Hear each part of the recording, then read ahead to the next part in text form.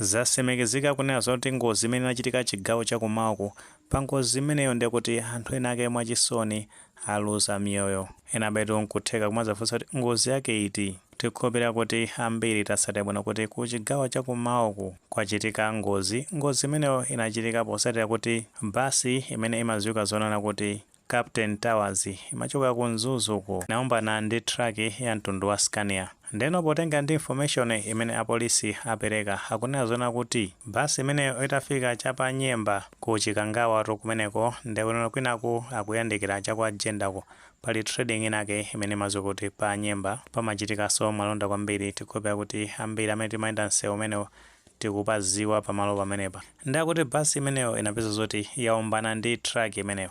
Zimene zina zapangitsa zonena kuti basi imeneyo ikagwere ku Chipompo ku Chigwembe kumeneko inaona kuti inagadabuka matayala kukhala mwamba ndekuti no chihudu kupanga fesi pansi. Komano akuti zitachitika zimenezi driver wa truck imeneyo anapeza zoti wathawa sakudziwa zoti walowera kuti. Ndekuti nkutheka kuti wathawa potengera kuti ena amafuna kuzipulumutsa komanso ena amapeza zoti abalalika khangati kuti network yathawa zinthu zikachitika choncho. Komano apolisiwo akunena zoti munthu ameneyo sanapezeke. Komano pa ngozi imeneyo ndekuti pafa anthu amene afa pa ngozi imeneyo ndekuti ndi awiri. Komano anthu amene avulala ndekuti ndochuluka akuti ndoposera anthu 17 ndipo anthu amenewo ndekuti awapanga admit ku chipatala cha Mzimba Decho pa jadela limeneli ndekuti lili Mberwa District Council komwe chipatala chake ndekuti ndi cha Mzimba South.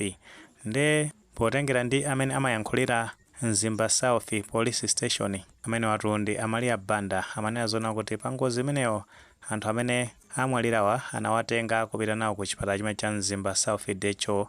Nde kumeneko kwakuti anavulala kwambiri mmoto. Atafika ku chipatala kumeneko ndi pamene amauzidwa ndi madotolo kuti anthu amenewo atisiya. Nde akunena zona kuti anthu amene atisiyawo mayina awo ndekuti ndi Atupere Nakamba omwe ndi azaka 21 komanso Uchindami Chawinga wa zaka 6 amene ndekuti ndi mwana. Nde akuti Atupere Nakambayi analoti ndi student wa ku Masti oti zaka zake ndi 21. Tinene zona pamene pa sizinayende yayi. Komano uthenga ndionena kuti tikungowafunira kuchira kwa msanga anthu amene avulala pa ngozi imeneyi kwa amene atisiya Atupere Nakamba komanso Uchindami Chawinga mizimu yawo yonse mumtendere.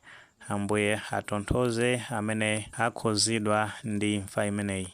Tifotokoze motere tikuzindikira kuti ngozi ni ngozi munthu samayembekezera ndi chifukwa imabwera ndi dzina loti ngozi. Komano nthawi zina ngati kuthekera kulipo kuti titha kupewa ngozi zimenezo ndikofunikira kuzipewa makamaka kwa amene amayendesa galimoto zimene zimakhala zikunyamula mapassengers ngati mabasi mene tikukambira kuti basi imene yakhuzidwa ndi ngozi imeneyi. Komanso ife amene tili madriver amene timanyamula anthu osiyanasiyana makamaka mu nyengo imeneyi pafunika ndithu kusamala.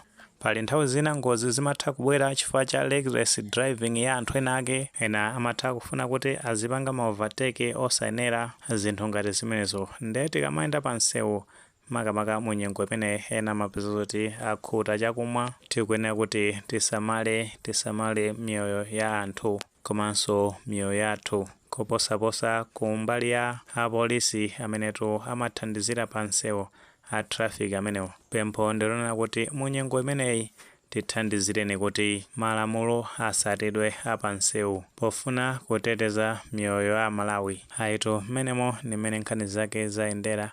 Situzo zoti muni maganizo pa nkhani mene pamene tunazona kuti zasemegezeka kunena zoti ngozi imene inachitika ku chigawo chakumawa ku Chikangawa kumeneko imene inakhuzana ndi truck itaombana ndi basi imene aino ake ndi a Captain Towers.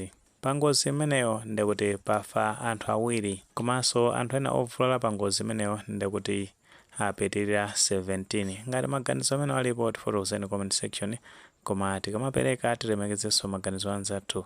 Saiwale panga like video imene komanso panga subscribe channel chimene cha Fox Malawi News 18 ndicho kuti nkhani zambiri zikamachitika ndekuti zitha kupezani mosavuta.